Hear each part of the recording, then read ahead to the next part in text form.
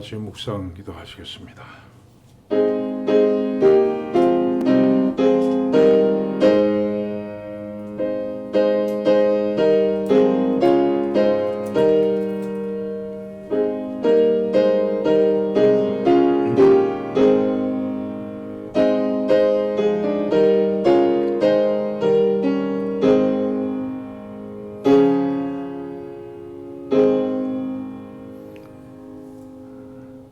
하나님 아버지, 오늘도 저희들이 하나님의 말씀 앞에 섭니다. 이 시간 하나님의 말씀 속에 숨겨진 그 하나님의 사랑, 하나님의 은혜를 깊이 깨닫고 찬송하는 시간이 되게 하여 주시옵소서. 예수님의 이름으로 기도합니다. 아멘. 460장 찬송하시고 박영숙 권사님 기도하시겠습니다.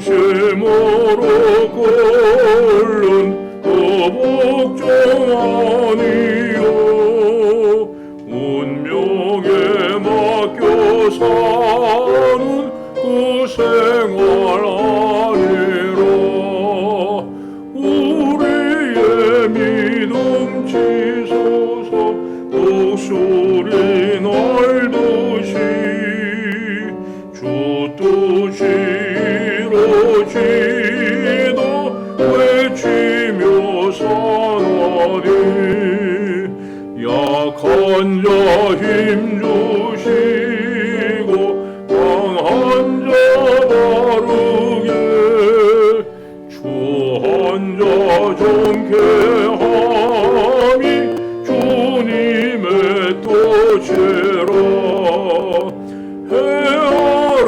압박 있는 곳 저거기 계셔서 그 팔로 막아주시오 평일과 사나이.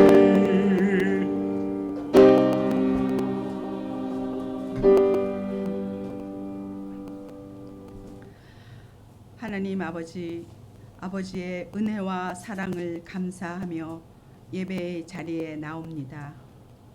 살아서 역사하시는 주님의 말씀이 우리의 심령을 장악하여 주옵소서. 말씀과 기도로 거룩한 삶을 살아갈 때에 예수 그리스도의 장성한 분량까지 자라날 것을 소망합니다. 성령님께서 함께 하여 주심으로 모든 삶의 영역에서 사람의 모습이 드러나는 것이 아니라 예수님의 영광만이 드러나게 하옵소서. 성령의 열매를 맺어감으로 하나님께 영광 돌리게 하옵소서. 예수 그리스도 안에서 살아갈 때 우리를 통하여 이루어 가실 하나님의 기뻐하시고 선하신 뜻이 온전히 이루어질 것을 믿습니다. 예수 그리스도 안에서만이 우리의 삶이 하나님의 은혜인 것을 알며 믿음으로 이 세상을 넉넉하게 이겨나갈 것을 믿습니다. 이 시간 말씀을 전하시는 목사님께 성령의 능력을 주옵시며 우리의 길을 열어주시고 생각과 마음을 말씀에 집중하게 하옵소서. 예수님의 이름으로 기도합니다. 아멘.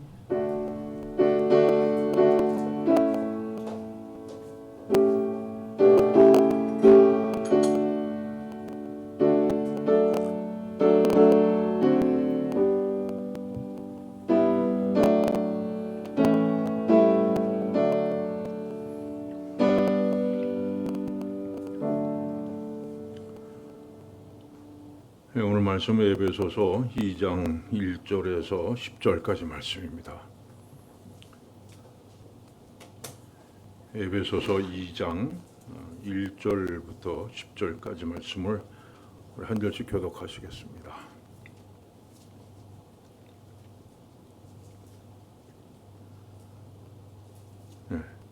에베소서 2장 1절부터 교독합니다.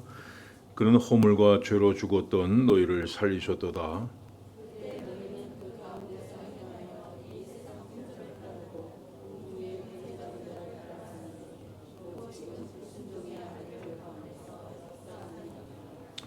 저는 우리도 다 그 가운데서 우리 육체의 욕심을 따라 지내며 육체와 마음에 원하는 것을 하여 다른 이들과 같이 본질상 진노의 자녀였더니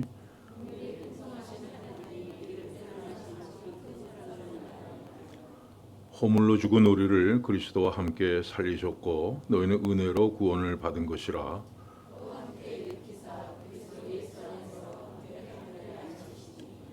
이는 그리스도 예수 안에서 우리에게 자비하심으로써 그 은혜의 지극히 풍성함을 오는 여러 세대에 나타내려 하심이라.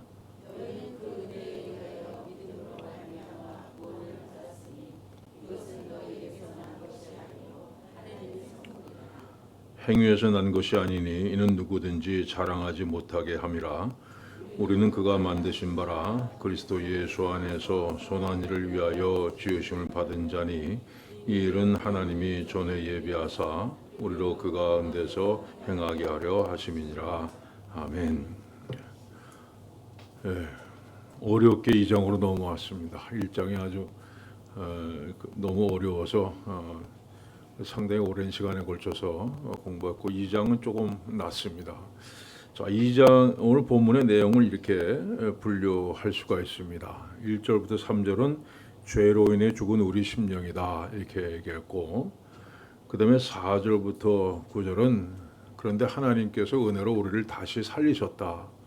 이것은 너에게서 나는 것이 아니다 이렇게 말씀하고 있습니다. 전적인 하나님의 은혜다 이렇게 말씀했습니다. 그 다음에 10절 말씀은 자 이렇게 하나님의 은혜로 거듭난 자가 가진 사명에 대해서 얘기를 하고 있습니다.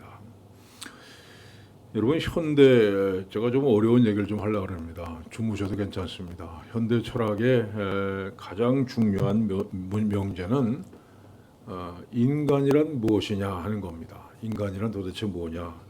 근데 인간에 대한 철학의 역사가 그렇게 길지는 않습니다. 여러분 고대 그리스 철학의 가장 중요한 명제는 우주론입니다. 그러니까 이 우주가 어떻게 생겼는지를 우리가 알 수 있다면 자연히 인간도 어떻게 생겼는지를 알 수 있을 거다. 그래서 우주론에 집중했습니다.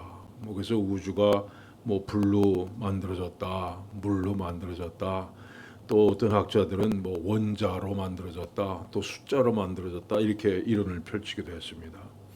그렇게 옛날 그리스 철학이 철학의 관심이 온통 우주에 하늘에만 있었습니다. 그러다 보니까 인간의 근본 문제에 대해서는 관심이 소홀해졌습니다. 이렇게 하늘로 관심이 있던 쏠려 있던 관심을 땅으로 끌어내린 사람이 바로 소크라테스입니다. 여러분 아시죠? 소크라테스. 그는 대낮에 아테네 거리를 등불을 들고 다녔습니다. 왜냐하면 우리가 하늘만 자꾸 쳐다보고 살다 보니까 인간이 사는 세상이 어두워졌다는 거예요. 인간이란 무엇이냐 하는 문제에 집중해서 우리가 실종된 도덕성을 찾아야 된다 이렇게 주장을 했습니다. 그래서 그 유명한 너 자신을 알라. 여러분이 알고 있는 것과는 전혀 다른 얘기입니다. 너 자신을 알아야지 어떻게 맨날 하늘만 쳐다보고 살고 있느냐 하는 그런 얘기죠. 그래서 소크라테스가 죽은 다음에 플라톤에 의해서 그 제자입니다. 인간에 대한 연구가 좀 활발해지기 시작했습니다. 근데 플라톤이요 이원론을 주장했습니다. 이것은 인간의 영혼과 육체를 분리해서 생각하는 거예요. 인간의 육체는 악하고 영혼은 선한 것이다. 근데 우리 선한 영혼이 악한 육체 속에 갇혀 있다 이렇게 주장을 했습니다. 이건 아주 기독교에 나쁜 영향을 줬습니다. 내가 죄를 짓는 것은 내 영혼이 죄를 짓는 것이 아니라 내 몸이 죄를 짓는 것이다. 이렇게 해가지고 죄의식이 없어지는 그런 경우도 있었고, 심지어 예수님께 십자가에 달리셨을 때 십자가에 달린 것은 그 몸이다. 그 영혼은 달리지 않았다. 이렇게 주장해서 진리를 왜곡시키는 결과를 가져왔습니다. 또 하나 인간에 대한 이론은요, 독일의 철학자 임마누엘 칸트에서 나왔습니다. 인간의 마음속에는 도덕률이라는 게 있다. 그래서 이걸 잘 키우고 격려해주면 누구나 선한 인간이 될 수 있다. 이렇게 주장했습니다. 그 이른바 성선설이죠. 성선설. 누구든지 마음속에 착하게 살고 싶은 본성이 있는데 이것을 교육을 통해서 잘 활성화시키면 이 사회가 정말 좋아질 수 있다는 겁니다. 그런데 이런 이론이요, 20세기에 들어와서 완전히 효력을 상실합니다. 아무리 교육을 잘 시키고 뭐 좋은 환경을 만들어줘도 전쟁이 그치지 않았습니다. 20세기에 두 번의 세계대전이 일어나는 바람에 칸트 이론을 이제는 아무도 믿는 사람이 없습니다. 그리고 또 한 사람 인간에 대해서 획기적인 발상을 한 사람이 있습니다. 여러분이 잘 아시는 프로이드, 지그문트 프로이드입니다. 그는 마음속에 어떤 강한 욕구를 가진 자아가 있는데 이 자아를 초자아가, 다시 말해서 인간의 이성이 누르고 있다. 이렇게 얘기를 하고 있습니다. 그리고 이 강한 욕구를 지나치게 억압하게 되면 그것이 병이 된다. 이렇게 주장했습니다. 그래서 꿈을 통해서 그 욕구가 뭔지 또 욕구를 억제하는 원인이 무엇인지를 밝혀낼 수 있다 얘기를 했습니다. 그래서 프로이드가 지은 책 보면 뭐 이런 꿈을 꿨을 때는 이런 욕구고 이런 하여튼 복잡하게 되어 있습니다. 근데 하여튼 프로이드도 공언을 했죠. 인간이 육체만 병드는 것이 아니라 마음도 병이 되는 것이라는 것을 처음으로 인식하기 시작했습니다. 여러분 먹고 사는 것과는 전혀 상관없는 얘기들인데 제가 이렇게 장황하게 말씀드리는 이유가 있습니다. 여기 한 가지 공통점이 있기 때문입니다. 여러분 세상의 모든 철학은요, 죄라는 것을 인정 안 합니다. 플라톤이 뭐라 그랬습니까? 인간의 육체가 죄를 짓는 것이지 영혼이 죄를 짓는 것은 아니다. 이렇게 함으로써 죄에 대한 책임을 회피하고 있습니다. 그 다음에 칸트는 인간은 본래 선한 존재다. 이렇게 주장함으로써 인간이 본래부터는 죄인이 아니다. 본래는 선한 존재다. 이렇게 주장하고 있습니다. 그 다음에 프로이드는 죄가 정신병이다. 단순히 정신병의 일종이다. 이렇게 주장합니다. 여러분 이 이론은요, 오늘날 세계를 지배하고 있습니다. 요새 뭐 죄를 지면은요, 그 사람이 죄를 진 게 아니라 그 사람의 정신적인 문제가 있어서 이런 행동을 할 수밖에 없는다. 이건 치료 대상이다. 이렇게 하고 있습니다. 여러분 아무리 세상이 인간의 죄에 대해서 연구해도 가장 근본적인 문제를 못 찾고 있습니다. 자, 그럼 오늘 본문을 들어가 봅시다. 그는 허물과 죄로 죽었던 너희를 살리셨도다. 아주 단호하게 얘기를 합니다. 너희는 허물과 죄 때문에 죽었던 사람이었다. 여러분 이것이 인간이 갖고 있는 모든 문제의 원인입니다. 여기서 죽었다는 것은요, 생물학적인 죽음을 얘기하는 게 아닙니다. 첫째는 관계의 죽음입니다. 우리가 어떤 사람하고 완전히 관계가 끝났을 때 너와 나는 이제 끝이다. 뭐 이렇게 얘기하지 않습니까? 너에 대해서는 내가 죽고 나에 대해서는 내가 죽은 거다. 이렇게 얘기하는 겁니다. 마찬가지로 죄와 허물로 죽었다는 것은요, 우리 사람이 하나님에 대해서 죽었다는 겁니다. 하나님과 아무런 관계가 없다는 거예요. 그래서 하나님에 대해서 생각하지도 않고 하나님의 말씀을 듣지도 않고 더 나아가서 하나님이 계시다는 것조차도 의식을 못하는 그런 관계가 바로 하나님에 대해서 죽은 상태입니다. 그럼 허물과 죄라고 하는 것은 뭡니까? 여러분 히브리 사람들에게서 허물이라는 건요, 넘어가서는 안 되는 영역을 넘어가는 것을 뜻합니다. 그러니까 인간은 피조물의 영역인데 이 피조물의 영역을 넘어가서 하나님의 영역을 침범하는 게 바로 허물입니다. 요즘에 무슨 뭐 사람을 복제한다거나 무슨 성전환을 한다거나 뭐 이런 일들이 있는데 이건 분명히 하나님의 영역을 침범하는 겁니다. 여러분 무슨 이론을 갖다 대고 뭐 이렇고 저렇고 다 갖다 대도요, 근본적으로 들어가 보면 이건 하나님의 영역을 분명히 침범하는 겁니다. 이런 것들을 가리켜서 성경은 허물이라고 얘기를 합니다. 그리고 죄는 관역을 정확하게 맞추지 못하고 빗나간 화살을 의미합니다. 다시 말해서 하나님이 인간을 창조하신 목적이 있는데 그 목적에서 빗나간 것을 뜻합니다. 근데 이 허물과 죄는요, 동전의 양면 같습니다. 언제나 붙어 다녀요. 자, 아담과 하와가 선악과를 먹음으로 죄를 지었습니다. 근데 그 선악과를 먹은 이유가 뭡니까? 하나님처럼 되려고 먹었습니다. 그러니까 인간의 영역을 넘어선 거예요. 넘어서서 하나님의 영역을 침범한 겁니다. 그런데 그 결과가 뭡니까? 죄로 나타납니다. 하나님의 영광을 위해 돌리기 위해서 창조된 사람이 그 목적을 벗어났습니다. 빗나간 화살이 된 겁니다. 두 번째로 죽었다는 것은요, 그 사람이 갖고 있는 의지, 또 그 사람이 갖고 있는 이상이 죽은 겁니다. 여러분, 사람은 누구나 깨끗하게 또 바르게 살고 싶은 이상이 있잖아요. 어느 시인의 말처럼 하늘을 우러러 한 점 부끄러움 없이 살고 싶다 하는 그 이상이 누구에게나 있습니다. 그런데요, 죄는 우리 이상을 죽여버립니다. 여러분들 깨끗한 옷을 착 입고 옛날에는 왜 길바닥에 포장이 안 돼 있을 때는 한국에서 제가 어렸을 때 자동차가 한 번 지나가면 그냥 비 오는 날 그 다 흙탕물이 튀겼습니다. 그래도 깨끗한 옷 입고 나갔다가 흙탕물 한 번 맞으면 무슨 생각이 들어요? 야, 이렇게 된 거 아직 아무리 해도 어쩔 수 없다 생각이 듭니다. 여러분, 누구나 처음엔 깨끗하게 살려고 해요. 그러나 나도 모르는 사이에 어느새 물들어 있는 겁니다. 죄에 물들어 있는 거예요.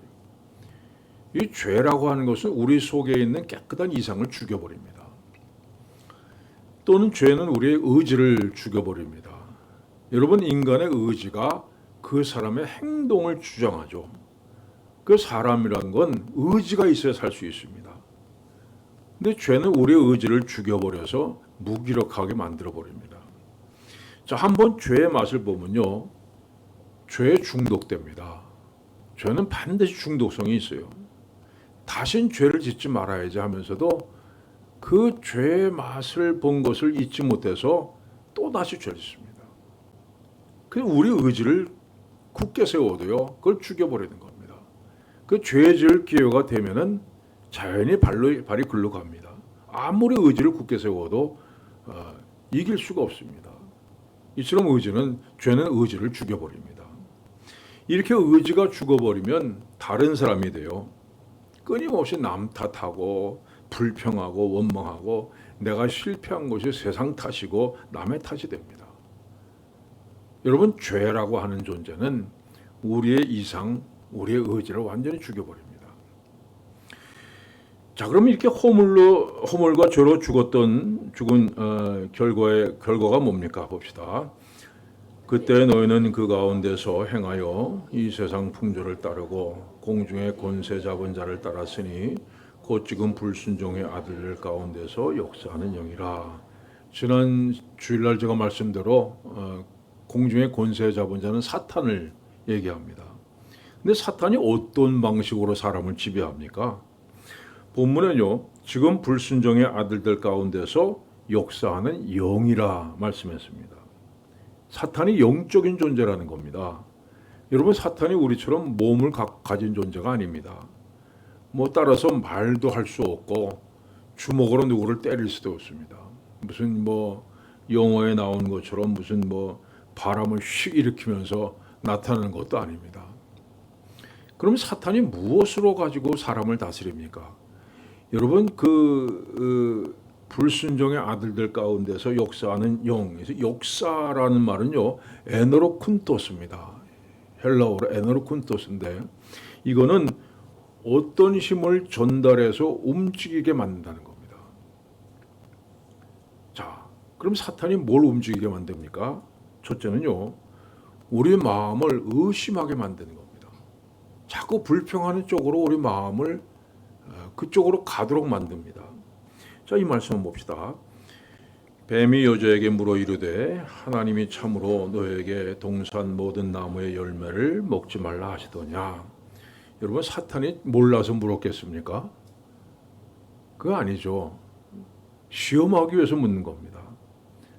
오늘도 사탄은 우리에게 묻습니다. 야, 내가 그렇게 하나님의 말씀대로 산다고 했는데 하나님 말씀대로 사는 게 옳으냐? 꼭 그렇게 살아야 되냐? 여러분, 사탄의 물음에 대한 하와의 대답이 뭡니까? 봅시다. 동산 나무의 열매를 우리가 먹을 수 있으나 중앙에 있는 나무의 열매는 하나님의 말씀에 너는 먹지도 말고 만지도 말라 너희가 죽을까 하노라 하셨느니라.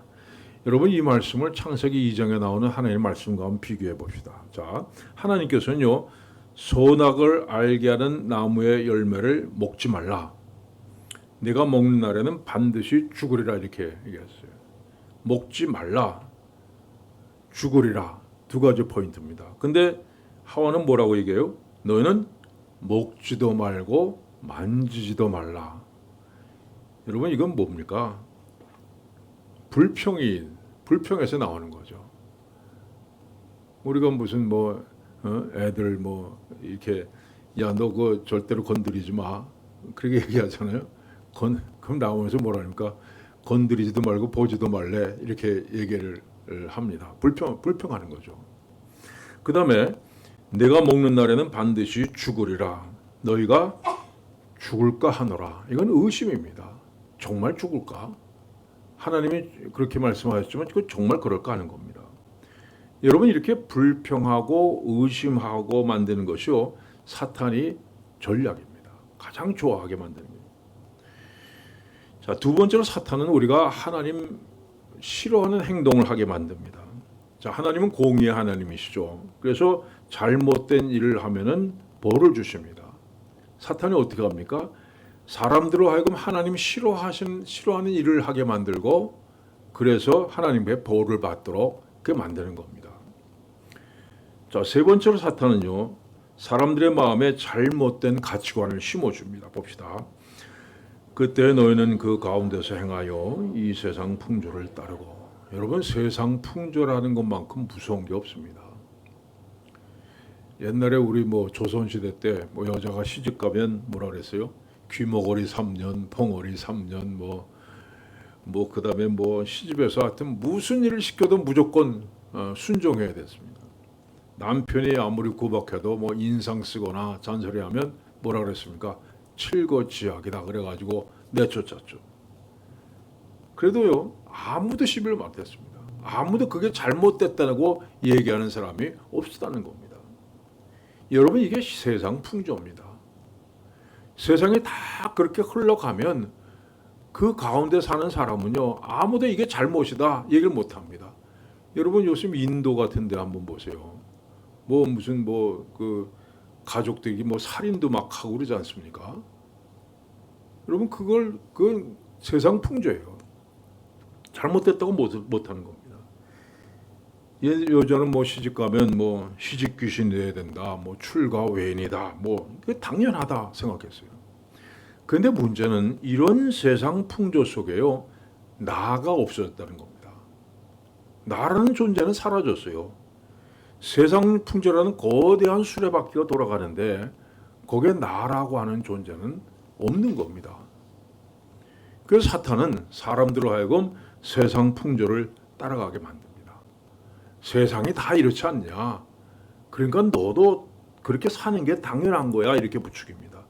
죄를 지으면서도 당연하게 생각하게 만들고, 오히려 평범하게 사는 사람들이 능력이 없다 이렇게 만들어 버리는 겁니다. 자, 그래서 본문이 이렇게 말씀합니다. 전에는 우리도 다 그 가운데서 우리 육체의 욕심을 따라 지내며 다른 이들과 같이 본질상 진로의 자녀였더니. 자, 우리도 옛날엔 세상을 따라 살았답니다. 육체와 마음에 원하는 것을 하면서 살았다는 겁니다. 그 결과가 뭡니까? 진로의 자녀, 사탄의 자녀, 멸망의 자녀로 살았다는 말씀입니다. 이 본질상 진로의 자녀라는 말은요, 태어날 때부터 멸망할 운명을 가지고 태어난 존재라는 뜻입니다. 그 세상에서 아무리 착한 일을 많이 하고 뭐 정말 좋은 일 많이 해도요, 애초부터 멸망이라는 결론을 가지고 태어난 존재라는 겁니다. 그 죽었다 깨어나도 멸망이라는 운명을 피할 수 없는 존재가 바로 인간이라고 말씀하고 있습니다. 자, 그런데 계속해서 봅시다. 긍휼이 풍성하신 하나님이 우리를 사랑하신 그 큰 사랑을 인하여 허물로 죽은 우리를 그리스도와 함께 살리셨고 너희는 은혜로 구원을 받은 것이라. 사탄의 지배 아래 사는 우리들을 하나님께서 사랑하셨고 그냥 두고 보실 수가 없어서 그리스도를 우리에게 보내셔서 살려내셨다 이렇게 말씀합니다. 우리가 하나님을 알지도 못한 때에 우리가 이렇게 살다간 그저 멸망할 수밖에 없다는 것을 그 사실조차도 모르고 살고 있던 그때에 하나님께서 우리를 살리셨다 말씀합니다. 여러분, 구원이라고 하는 것을요, 여러 가지로 설명할 수 있지만요, 구원은 우리가 세상에 태어나는 것과 같습니다. 여러분 중에 부모를 선택해서 태어난 사람이 있습니까? 나 이 집 싫어, 난 저 집에 태어날래. 아무도 없습니다. 여러분, 태어날 장소와 시간을 골라서 태어나신 분이 있습니까? 나는 왜 조선시대에 태어나지 않고 오늘 태어났나? 여러분, 우리의 출생에 대해서는요, 아무런 질문도 할 수 없습니다. 그냥 그렇게 태어난 거예요. 여러분, 구원도 마찬가지입니다. 자, 내가 구원받을 조건이 있는 것도 아니고 내가 원하지도 않았고 더구나 구원이 필요한 것인지도 모르고 있을 그때에 하나님께서 우리를 구원하셨다 이렇게 말씀합니다. 한 말씀 봅시다. 너희는 그 은혜에 의하여 믿음으로 말미암아 구원을 받았으니 이것은 너희에게서 난 것이 아니요 하나님의 선물이라. 그런데 여러분들 여기서 혼동하기 쉬운 게요, 믿음으로 말미암아 구원을 받았으니 이 말입니다. 자, 그러면요, 보통 우리 전도단체에서 전도하는 거 보면 어떻게 합니까? 예수님께서 당신을 구원하시기 위해서 십자가에 달려 당신의 죄값을 치르셨습니다. 그러니까 지금 마음의 문을 열고 예수님을 받아들이면 구원받습니다.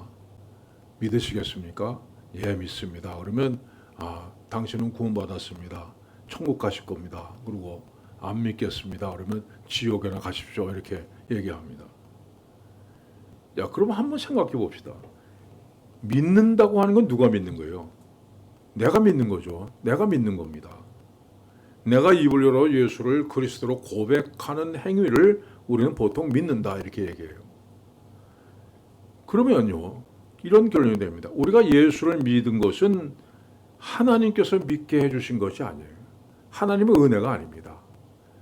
내가 스스로 결단하고 믿었다는 얘기가 되는 겁니다.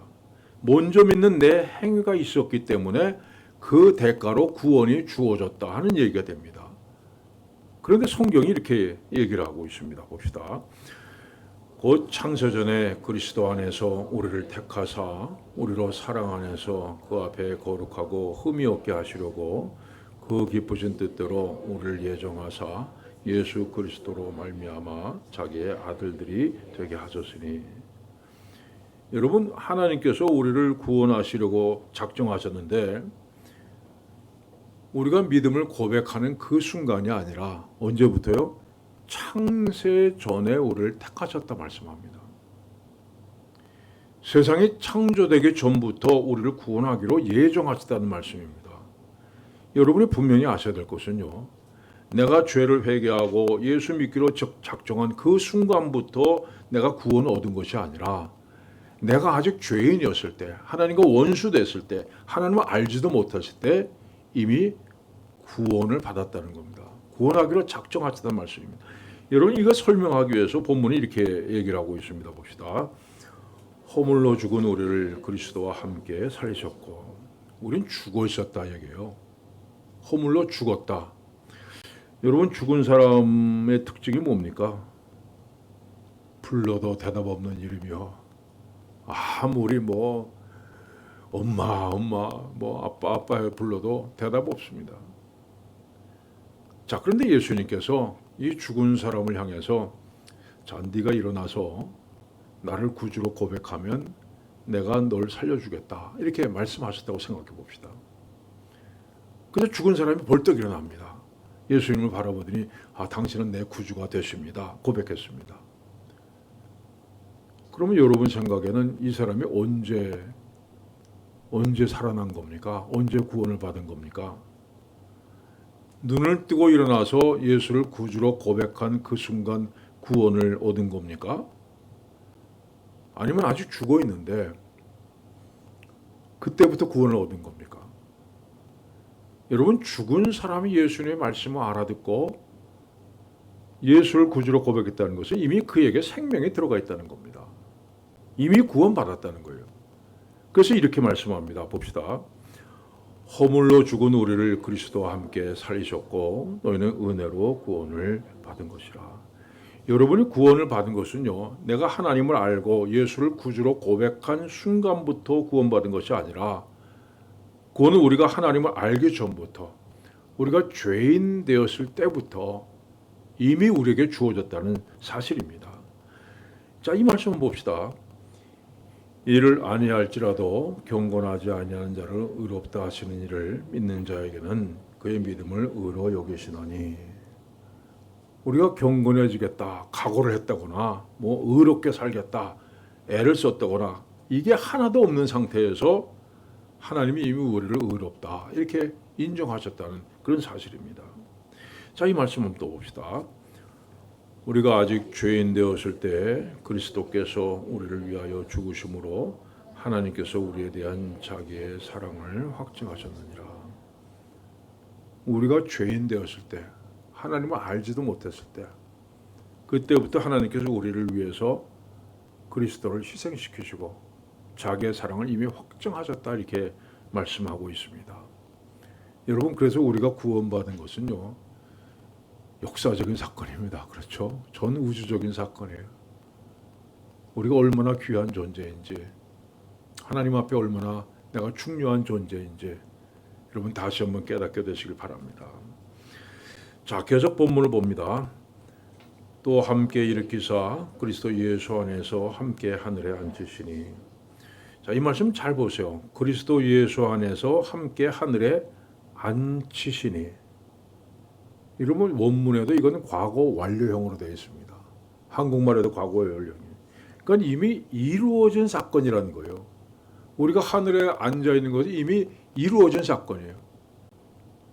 우리 이미 예수 그리스도와 함께 하늘에 앉아 있습니다. 얼마나 놀라운 말씀입니까?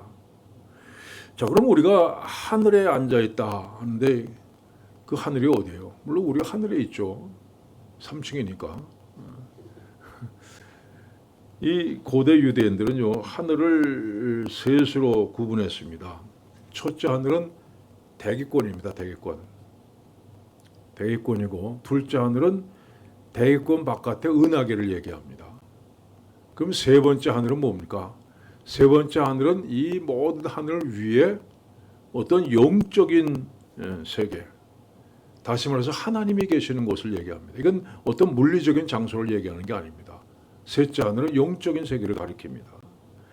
자, 그래서 우리가 예수님과 함께 하늘에 앉아 있다는 것은 어떤 하늘 어느 나라 위에 앉아 있다는 것이 아니라 하나님이 지배하시는 하나님의 나라에 우리는 이미 앉아 있다는 겁니다.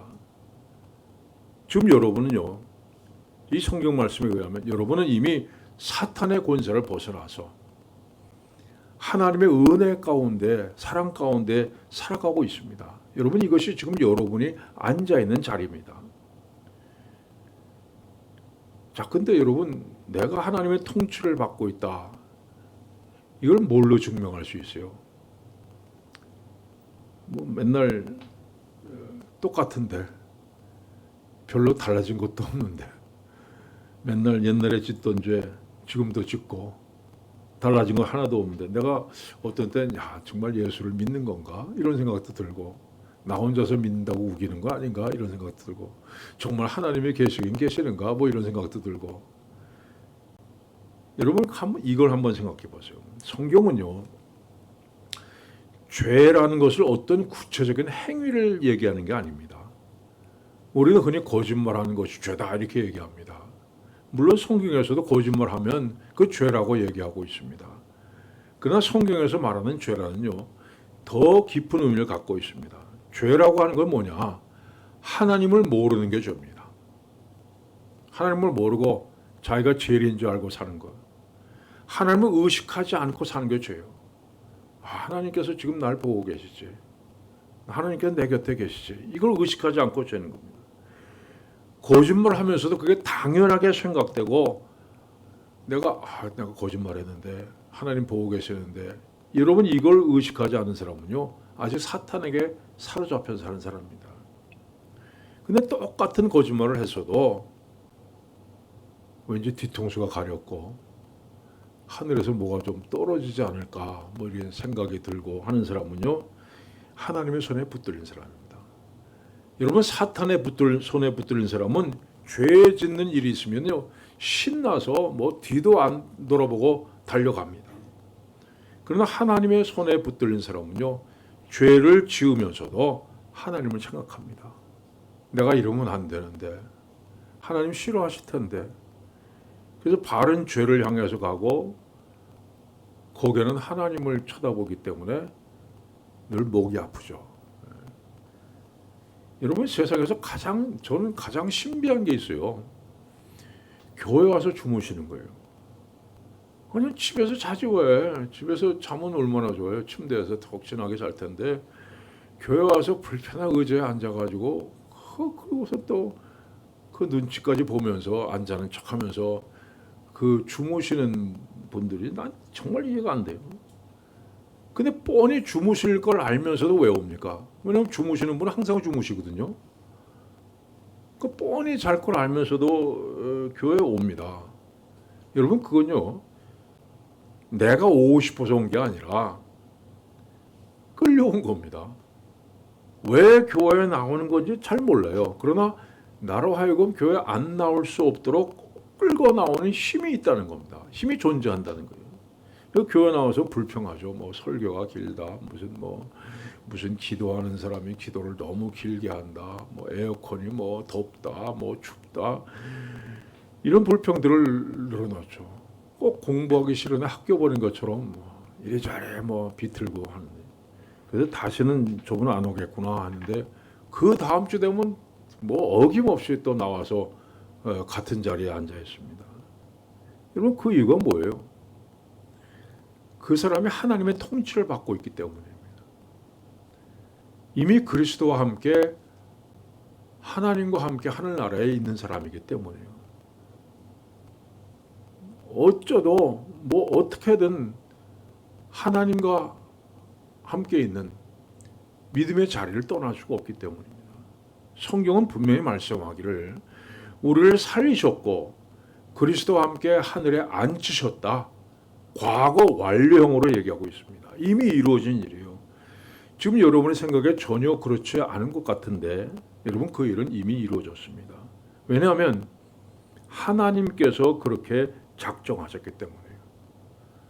하나님은 작정하신 일은요 반드시 이루십니다. 이런 얘기를 하면 꼭 이렇게 생각하는 분들이 있어요. 나는 가만히 있었는데 하나님께서 나를 구원하셨다. 하늘에 앉으셨다. 그럼 뭐 앞으로 내 멋대로 살아도 결국 뭐 천국에 갈 거 아니냐. 그럼 교회 나올 필요가 뭐 있냐. 나가서 놀자. 이렇게 생각하는 분이 있어요. 이런 사람을 가리켜서 무식하다 얘기하고요. 무식한 사람은 꼭 고집이 세고입니다. 아주 골치 아파요. 여러분 생각해 보세요.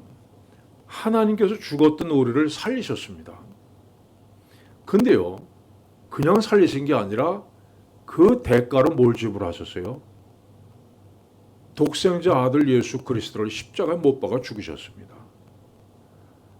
그러면 하나님께서 이제 여러분을 그냥 두시겠어요? 놀고 있어도 그냥 그래 알았다. 그렇게 하시겠습니까? 여러분이 나는 가만히 있는데 구원해 주셨잖아요. 그냥 난 놀래요. 그래도 하나님께서 여러분이 갖고 있는 하나님의 자녀라는 위치, 여러분에게 허락하신 구원 절대 취소하지 않으십니다.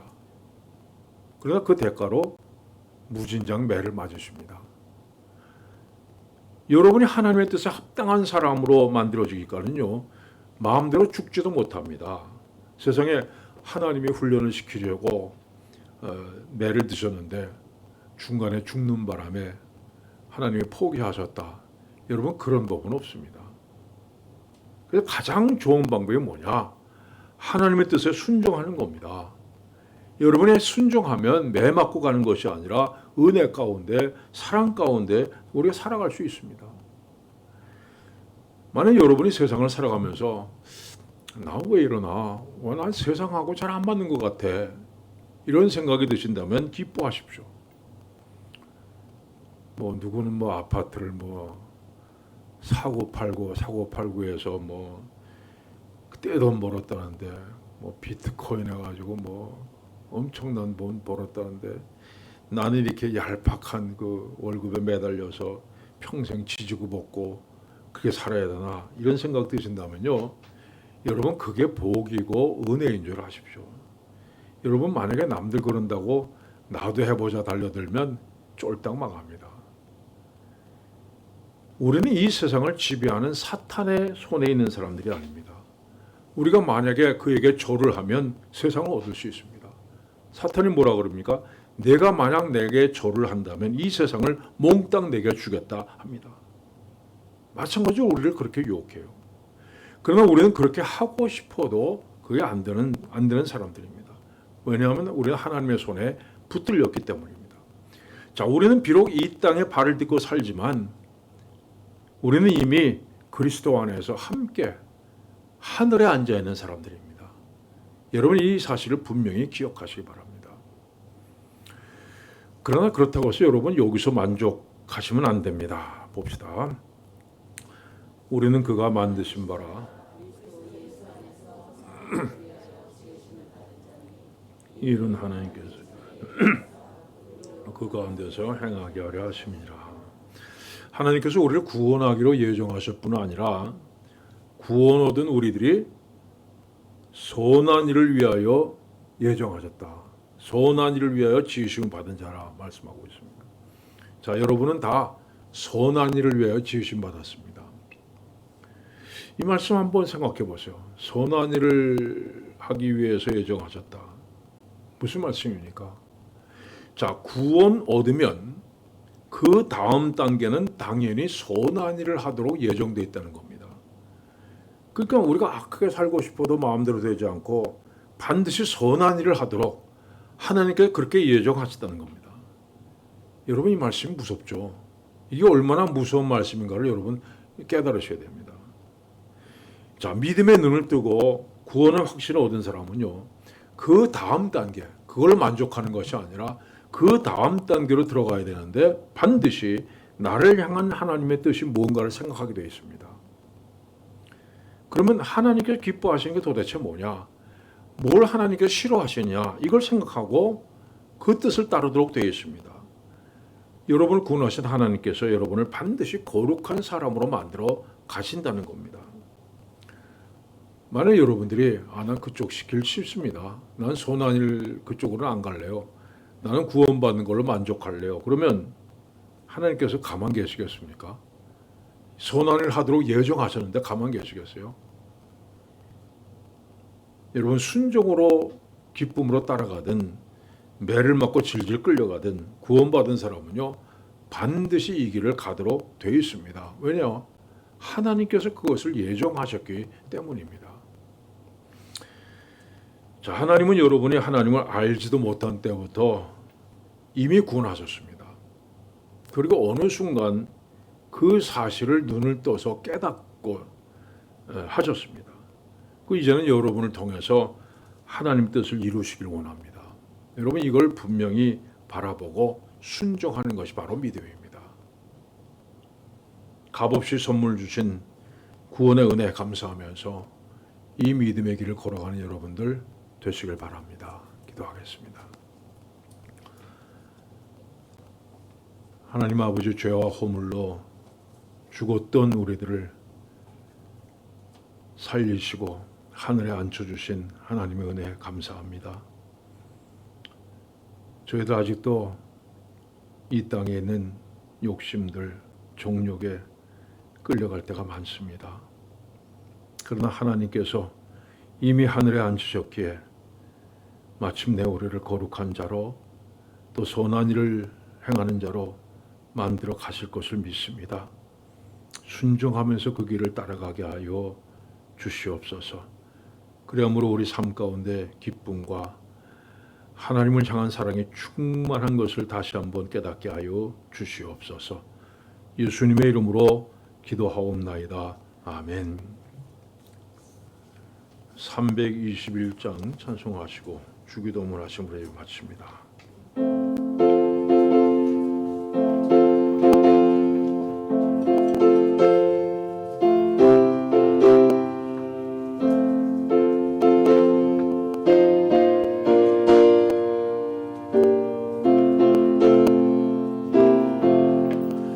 날 대속하신 예수께 내 생명 모두 드리니 늘 진실하게 하소서. 내 구주 예수여, 나 구주 위에 살리라. 내 기쁨 한량없으리. 내 갈 길이 인도하소서.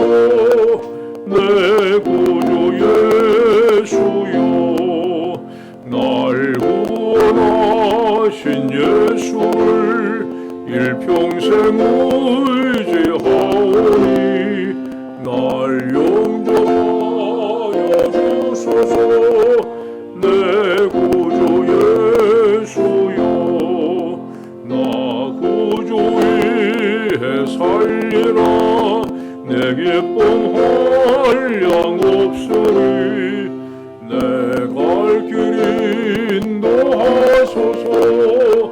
내 구주 예수여, 주 십자가에 달리사 날 자유하게 했으니 내 몸과 마음을 주 위에 다스게 하소서. 나 구주 위에 살리라. 내 기쁨 한량없으리. 내 갈 길이 인도하소서. 내 구주 예수여.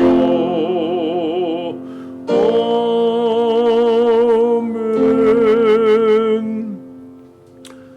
하늘에 계신 우리 아버지, 아버지의 이름을 거룩하게 하시며 아버지의 나라가 오게 하시며 아버지의 뜻이 하늘에서 같이 땅에서도 이루어지게 하소서. 오늘 우리에게 일용할 양식을 주시고 우리가 우리에게 잘못한 사람을 용서해 준 것 같이 우리 죄를 용서하여 주시고 우리를 시험에 빠지지 않게 하시고 악에서 구하소서. 나라와 권능과 영광이 영원히 아버지의 것입니다. 아멘.